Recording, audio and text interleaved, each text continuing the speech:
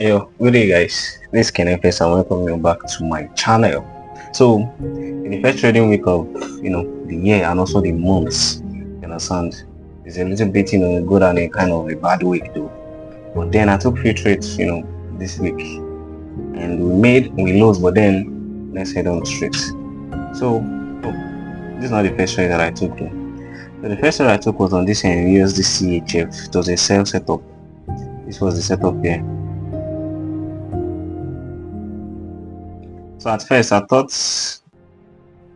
this lows here is going to act as a support, to push this market down. So when this break of structure here occurred, this is a BS here. Break of structure. So I marked out my other block, which is this one here. And when price got there, I think I had a conversation, confirmation, say condensation. Okay, yes, I used this morning star confirmation. I believe the even is called this indecisive candle confirmation. Then I took myself from here immediately after the change of character. After the confirmation, this big black candle. I took myself from there. And my stop loss somewhere here. And I went for one ratio. I was expecting market to come and take out this low. Let me take out this thing.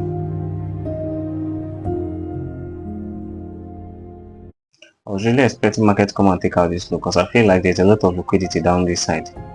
So I thought market was going to take it out, but then, as usual, we always aim for 1 ratio 4. So this was the first trade of the year and also the week. And the second trade was on ET. On Ethereum USD, and here this was the second trade of the month. As you can see, it's a win trade, but then let's break down what we got here. You understand? So first, let's take this out. So on my 1 hour chart here,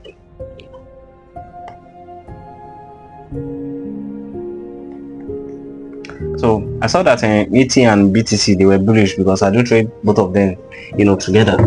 Like if I have a setup now on BTC or ET, if I take, like, let me say I'm going to risk $20, so I'll risk $10 on BTC and I'll risk $20 on $10 on ET.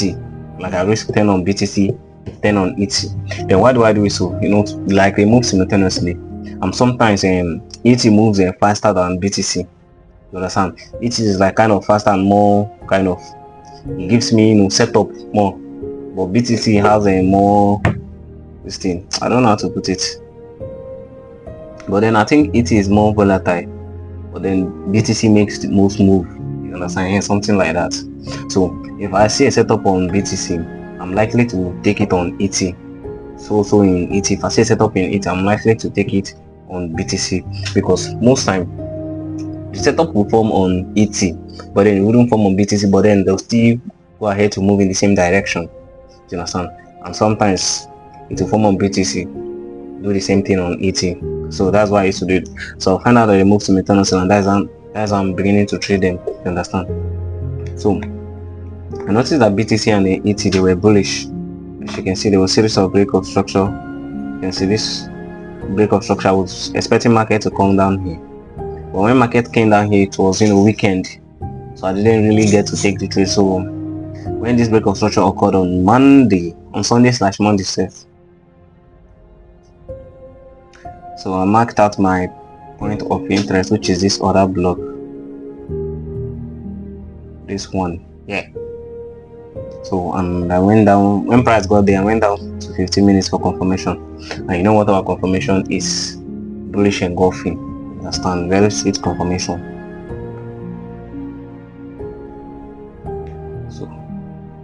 So over here, market gave me bullish engulfing right here, as you can see.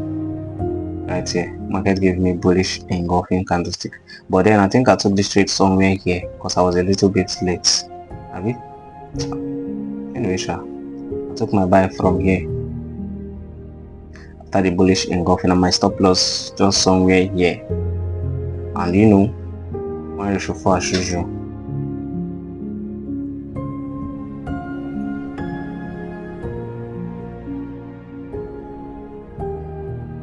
So this was basically it, but then I think I closed somewhere here. But then let me explain something to you guys. I do aim for 1:4, but at the end of every trade, what I like, the profit I do take in is 1:3. The reason being that, like, if I'm risking $20, I'll open 2 positions, you understand, $10. Then when one position gets to halfway the TP, which is 1:2, somewhere here, I'll close one, then leave the other one to run to 1:4, you understand. Now I've closed the other one to secure profit, and also move the remaining one to break even, you understand, so that in case markets do not go up to 1:4, I have something to take off, you understand. So at the end of the day, find out that I did 1:3 in place of 1:4. That's if the 2 position that I open goes for full TP, you understand. So that's it for this one. So backed this one on Monday, and I also posted it on my my Telegram channel. If you are in there, you can use the link on my bio, join my Telegram channel. I do post all my setup and all the trades that I took take. As you can see, these are a couple of trades I took last week. Unfortunately, this was the only win, but then it still is what it is, you understand. So this was the 3rd trade here. So when I confirm my breakout structure, still expecting it to push up, you understand. So this was the other block, as you can see. Then after the engulfing, as you can see, there was a clear bullish engulfing there. Let me zoom in. As you can see, this was a clear engulfing candlestick here, but then I didn't take it immediately. I don't know, there was a little bit of a hesitation though, but then markets came back, and came back to this POI again, and I have to take it from there, you understand. As you can see, it went straight for XL. I mean, so this was the 3rd trade though. So the 4th one, which is the last one, was on USD CHF. I don't know, when I was back texting that pair, like, I used to see winning trade almost every week, at least 2-1 wins, sorry. But since I put money behind this, I haven't been able to see any winning trade, not even single one that I entered on ET, you understand. It's either maybe I didn't get to take the trade, maybe for 1 or 2 reasons, which I'm going to explain further, but then I haven't been getting any good luck from ET, which I'm thinking of maybe I should even remove itself, you understand. I'm thinking of maybe taking it out of the pairs that I trade, you understand. So let's move to USD CHF. So this is USD CHF here. So this was supposed to be my last trade for the week. This one here, this one here was supposed to be my last trade for the week. Now what happened? Let me take this thing off.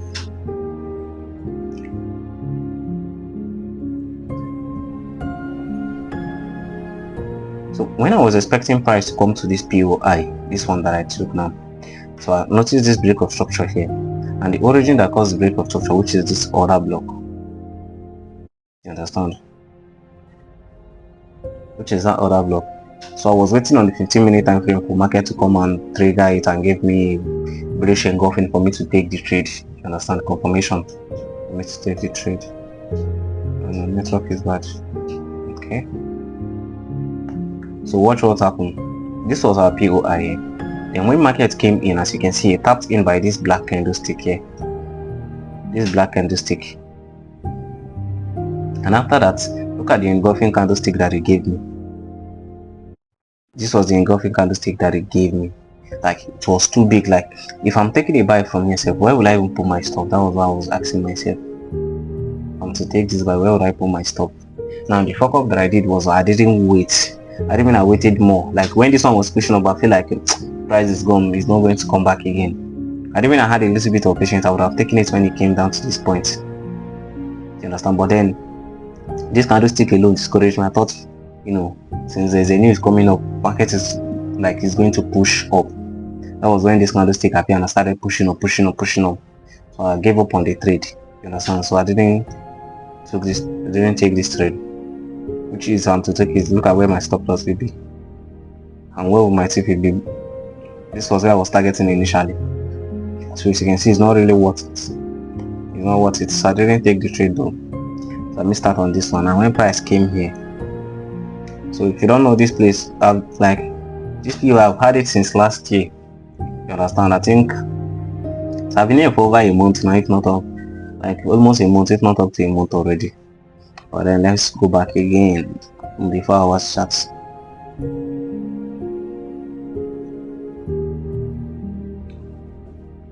Why this is taking time to load it? Okay, so this was it on the 4 hours charts. You can see. As you can see, this was another block. Market came in, rejected from me the first time, came the second time, rejected. Then this third time he broke it and went down. So I was expecting it to act as a resistance. You understand, to hold price here. It will probably push price downward. And I'm up to this place as my engagement. This one here. It's my engagement, security. So when price got there, I went to the lower time frame to get my entry.